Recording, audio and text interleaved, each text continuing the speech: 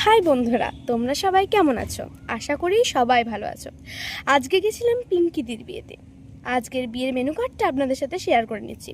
প্রথমে ছিল পাতা, জল, আর পাতার মধ্যে ছিল হজমালা, সাথে টিস্যু পেপার। তারপরে ছিল লেবু, স্যালাড, পনির পাসিন্দা, চাটনি, রাধা বল্লভী, সাথে চানা মশলা, যেটা খুবই সুন্দর ছিল খেতে। তারপরে চলে এলো সাদা ভাত, ডাল, ঝুরি আলু ভাজা, যেটা খেতে লেবু দিয়ে ডাল দিয়ে খুবই সুন্দর লাগে খেতে।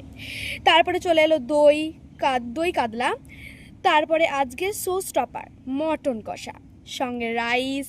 মটনটা ছিল খুবই জুসি, যেটা আমার খুবই ভালো লেগেছিল।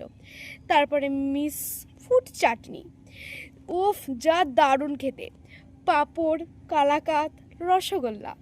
চাটনি দিয়ে পাঁপড়টা খেতে দারুণই লাগে আমার।